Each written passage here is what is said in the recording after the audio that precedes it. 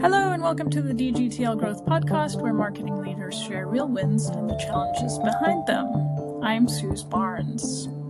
Today I'm joined by David Carpenter, Principal, Connection Model. David, thanks for joining us today. Thanks for having me. Tell us a bit about Connection Model, what you do as a business, and what your vision is for the company. You bet. You bet. We've always been a very client-focused, very much digital, kind of the opposite of where I came from, where I learned direct marketing in the direct mail space, essentially. And I learned from a very wise man named Bob Hacker. And I learned all about testing, and I learned all about ignoring statistical significance in the short term and looking for directional input. And that's what we kind of took into the online world when we started in 2009.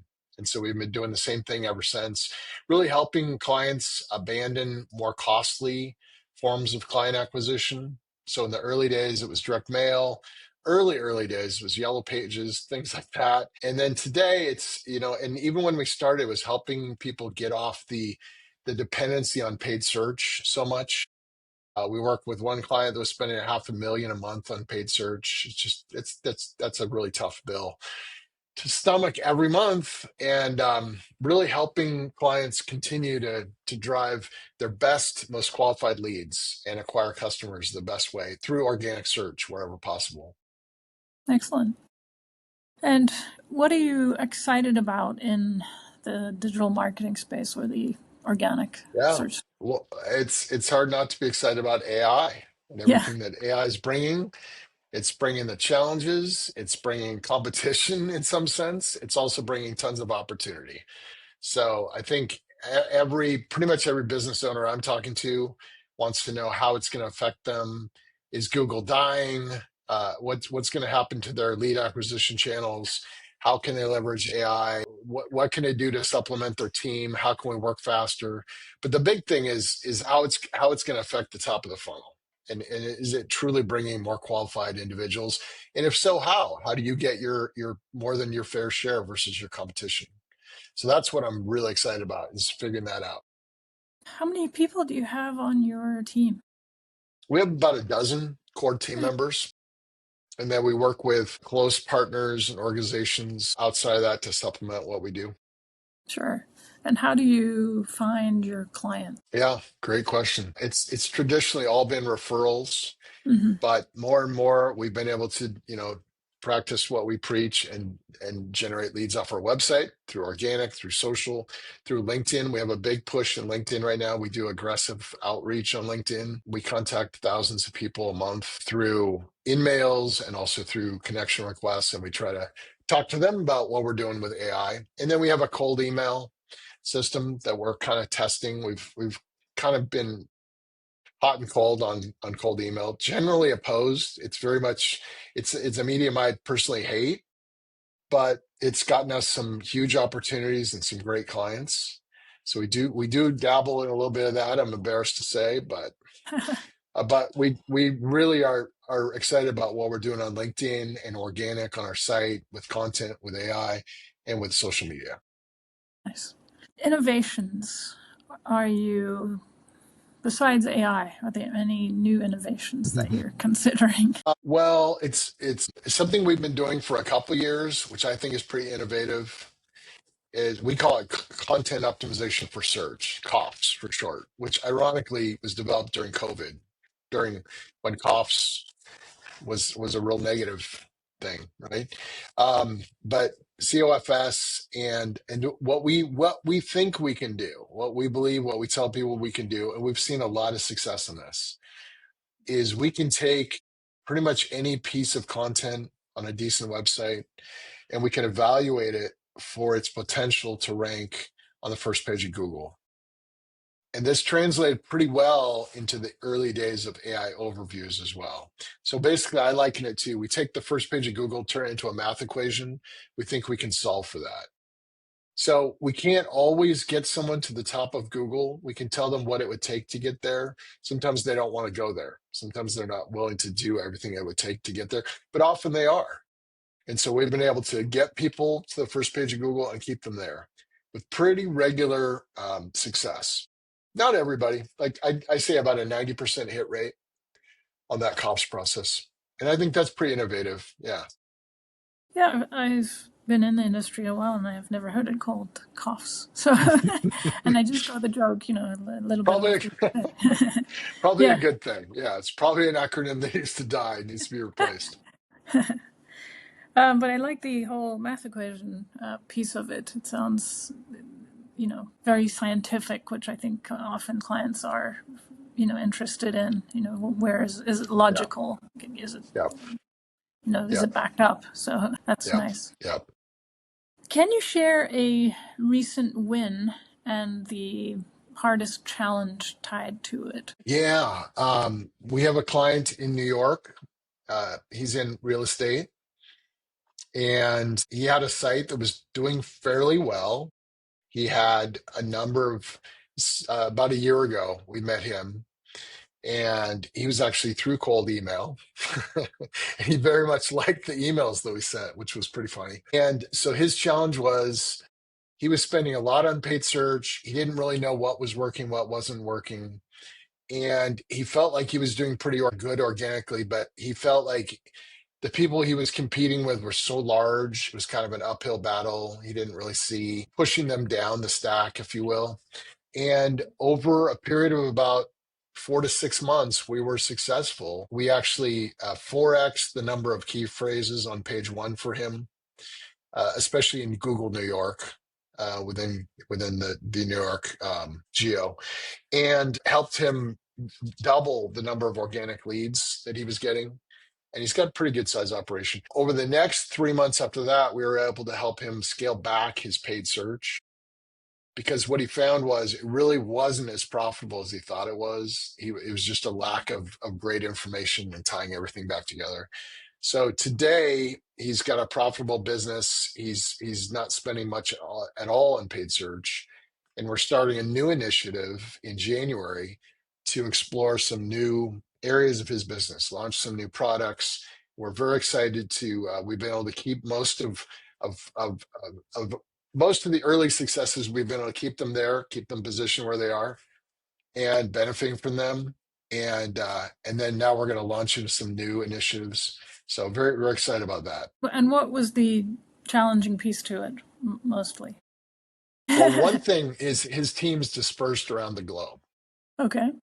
So he has a key developer in France. He has a key developer in Eastern Europe. Most of his kind of support team is based in the Philippines. He travels all around the world. So he might be in Colombia one day and he'll be in San Francisco the next week. And then we just talked to him and he was in Istanbul. So there's a challenge logistically, like Mm-hmm. having a synchronous meeting, having a Teams meeting or a Zoom meeting.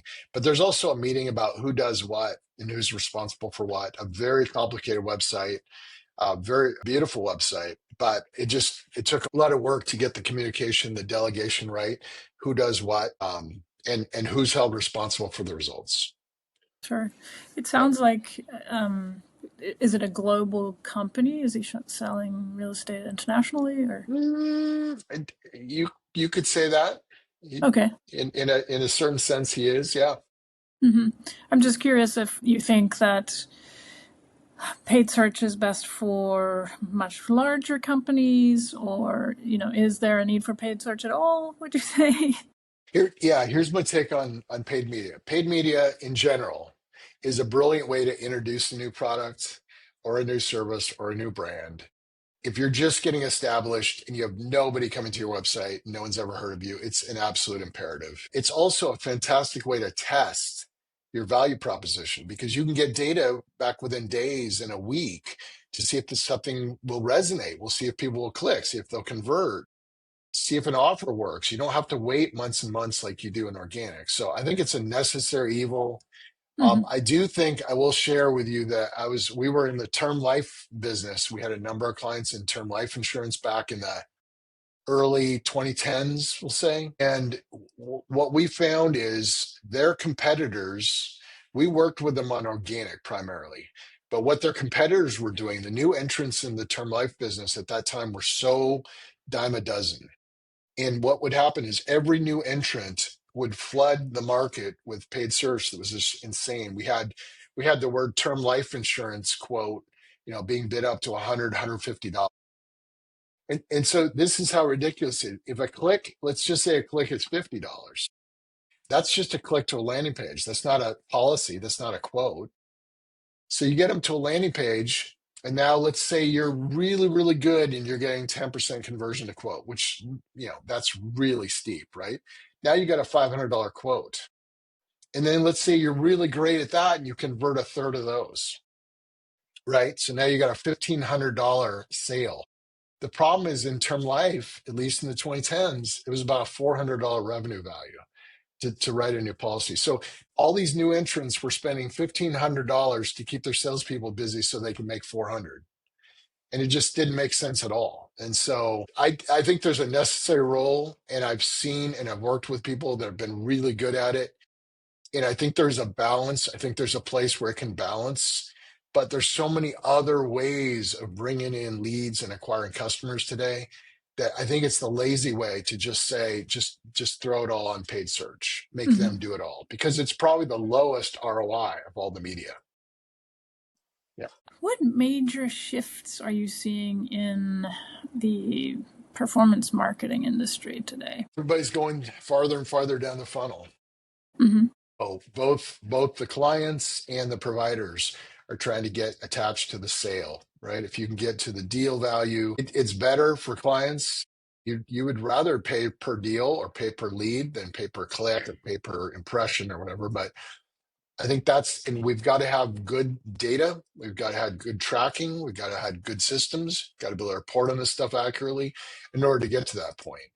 But I think that is where it's all going, is in a true pay for performance measured by, whatever that outcome is you're trying to get per product sold or shipped or per cart or per qualified lead per your standards, instead of just top of the funnel pay per click. Yeah. What's the split that you would recommend to a client between performance marketing and more brand awareness? Well, I'll answer a part of that. Whatever your budget is going to be, I think you should have 20% in test. Yeah. And my colleague and I have always said that for 20 years now, that you need to be testing into new media, new methods, new offers, new headlines, new product categories. You should 80%, 60-80% of your media spend in something that works, but know that it's going to decay. It's not going to be the same in 3 years. So you've got to find that replacement. So, and then balancing between organic and paid, it's going to be different for everybody. But I do think people tend to overspend in paid and underspend in content and organic, and now in AI. Yeah. Are you seeing any changes in business growth for you related to AI? In business growth Yeah. for us? Yeah. Well, yeah, I think that more and more you have companies who they're being really picky and choosy, especially about agencies. It's tough to be an agency. You really have to prove your value. And so a lot of people are like, well, I can do that myself. I can just go to Chat. Why do I need to hire a team of writers and editors when I can just get it done in ChatGPT? So, that's a new battle that didn't exist before, right? A new race to the bottom. And so you have to prove the value of what you're doing. And there's a role for that, for sure. But not for the core, not for the unique, novel content that's going to get you, top of AI, top of Google. That's not going to be written by recycling someone else's words. Not yet, anyway. Not yet. Have you had any clients that have tried to do it themselves and then come back? Yeah, we famously, we have another client out of New York who came back to us 3 times. Wow. We got him great results. He thought we weren't cool enough. He wanted to be more cool. He went to a cool shop in Berlin. Wow. They failed. He came back a second time, and then he let us go very amicably. And then we came back a third time to help him. And then he ended up parting with that business. But yeah, we've had a number of boomerang clients. Yeah. which is always interesting. You got to leave people with, you got to treat them well, Yeah, treat them with respect, leave them on good terms, and then the potential to have them boomerang back either as that client or sometimes when they go to the next place, right? Or they start a yeah. new company or they land in a influential role in a new company. Yeah. It seems like it's a little bit like dating. You have a relationship, you might break up for a bit, but you know, sometimes people get back together. Yeah. What's working really well for you right now, and conversely, what's been frustrating? I think it's going to sound kind of boring and duh, but I think just Teams and Zoom and Meet for everything Okay. I remember back in the day before. Well, I'll date myself a little bit. I started in 2000. I was working at Responses, and we were using Placeware, which got acquired by Microsoft. Like that was early web conferencing software. And Okay. so we were doing these remote meetings back then. But I think it was really clunky until really during COVID. That's when the companies really figured it out. Like Zoom and Microsoft especially really figured it out. And Google Meet got a lot better too. And there's others too. But I think that prior to 2000, I remember going back to New Jersey for a big client meeting. I think we were with the client 1 hour. And I think it took us the majority of 3 days. And I was just exhausted, right? And there's all kind of hotel bills, transportation, planes. And we really spent 1 hour with the client. And there was no note taker. So the notes were terrible. The follow-up was bad. And Yeah. my fault. I take the fault for that. But it was just a really pathetic example of how business meetings, new business meetings used to be. And then now I look at my calendar and in one given day, I might start like, I think Thursday, I'm starting in Dubai for an hour. And then I'm moving to Minneapolis and then moving to Atlanta. And I'm doing 6 or 8 meetings with clients, with prospects, with partners, webinars, podcasts, and having great notes the whole way. Like I'm not Yeah. worried about falling behind because we have technology that's helping us the whole way now. And so I think productivity is huge because of that. It seems like the world is actually smaller now, even Hmm. though, Hmm. Hmm. yeah, the online meetings have facilitated more collaboration across Yes. borders, and Yes. it's easier to work with people that you've never met in person now. Much lower cost on the family. Like if Hmm. you're trying to balance work and family, in the old days, the New Jersey day, I mean, I'd be away from my wife and at the time small kids for 3 days and not see them for a fourth day. So, and then today it's different, right? But I can see my wife right after, visiting with someone from, Hong Kong or whatever. Yeah, exactly. It's much better life balance now. Yeah, yeah, sure. Where do you want to be with your business in the next 6 to 12 months, David? Yeah, our biggest thing is retention. Like we want to continue being of value and serving the people that we serve today and finding new and better ways to continue to drive value for their business and being on top of those technologies so that we're not caught flat-footed by some competitor that we're bringing them. We want to be the first to bring the new stuff to our clients. But I want to find we're really, especially through our LinkedIn, we're looking for new clients that want to show up, that want AI readiness, that want AI visibility. And we think that we don't have to go out with our full offering. We can go out and start with this one slice that is the new fast car, right? The thing that everyone's talking about, whatever it is. Hmm. We can go out and start there, and we can start with a nice fixed offering. Like for a fixed price, we can set you up, set up your foundation, set up your analytics, get you set for AI search success. And then if you want additional services, we can add them on. And if we can add on, 20 clients like that this coming year, that would be a huge win. Hmm. Nice. The AI optimization piece, do you have a particular label that you use? Many people call it It's GO and AO and AIO. so my colleague Donald just calls it SEO plus. He's Okay. like Neil Patel calls it search everywhere optimization, and he picked Yeah. that up from another person, I think in Europe. But I think search everywhere optimization is better. It's not just about a search engine. It's about Hmm.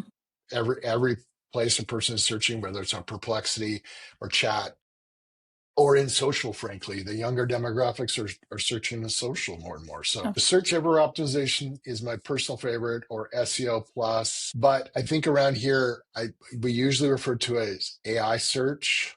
Okay. And then some of our people are calling it geo/AI search. Yeah, I think there's no standard, there's no winner as far as I can see yet. But I know the big conference we go to is the Geo conference. So maybe they're trying to become the winner.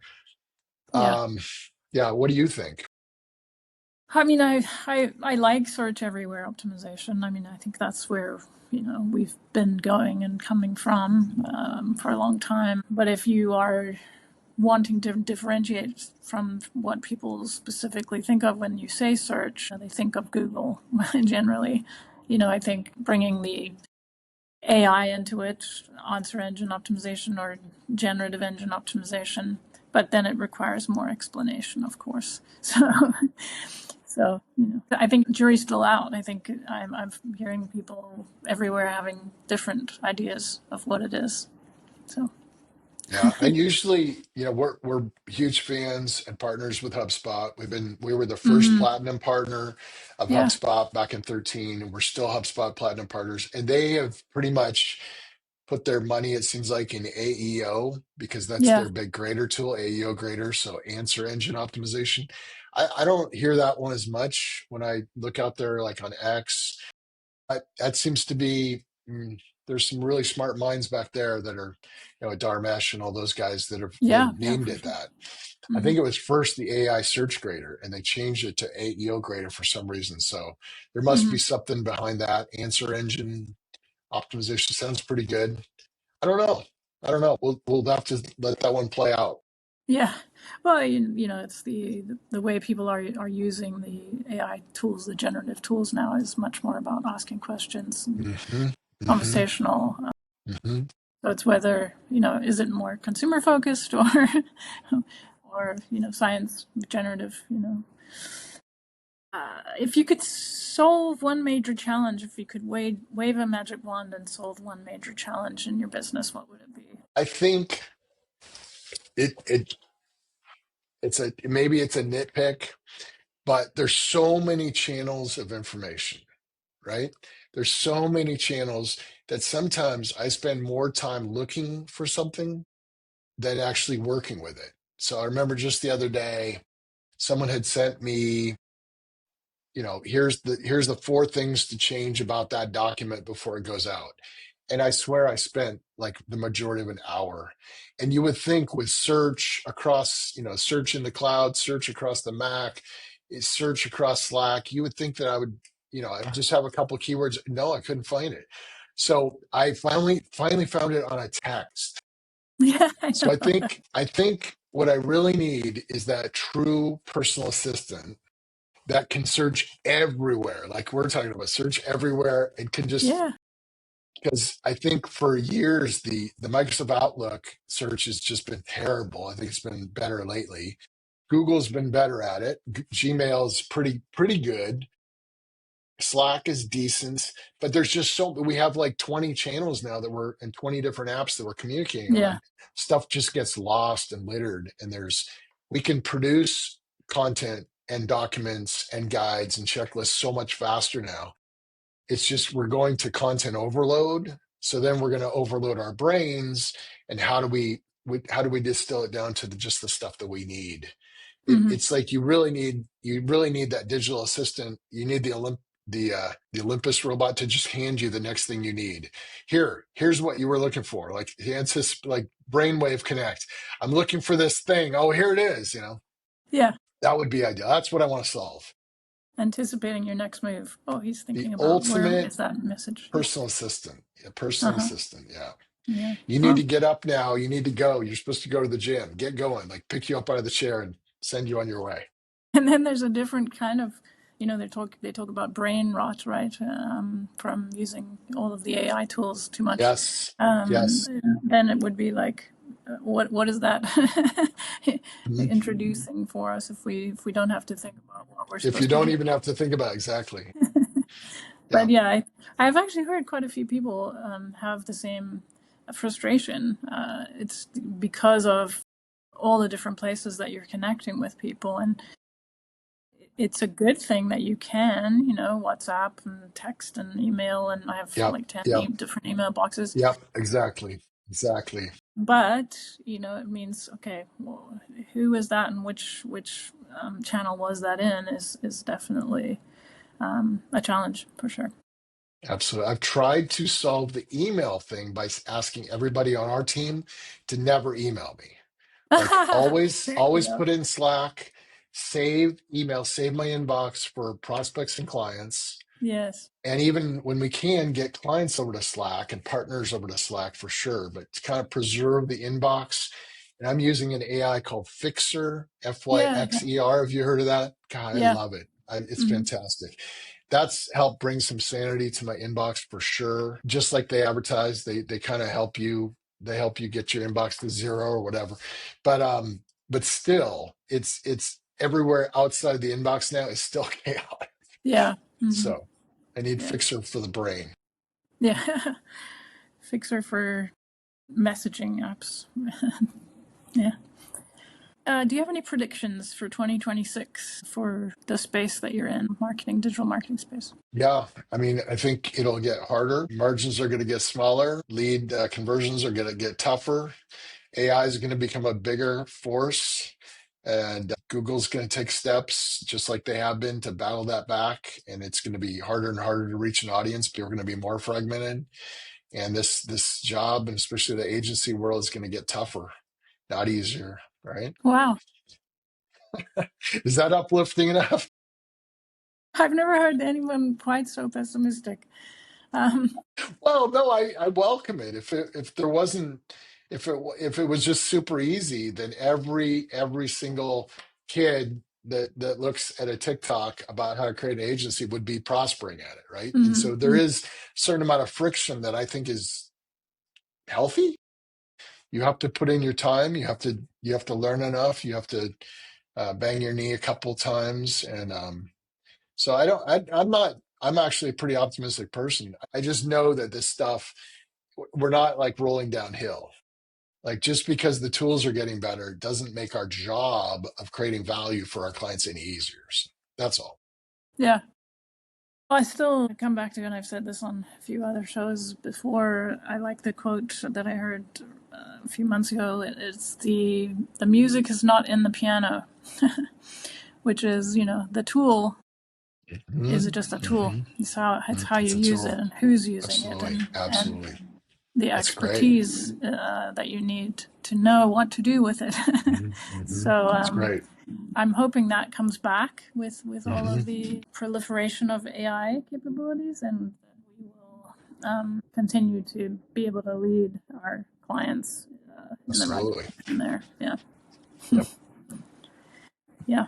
Well, it's been fabulous chatting with you and getting to know a little bit more about what you do, David. Do you want to share with our audience how they can reach you or find you and add more Sure. messages to your to your inbox? Add more messages. Yeah. Find me on LinkedIn at Connection Model or at David Carpenter, and find us on the web at connectionmodel.com. Great.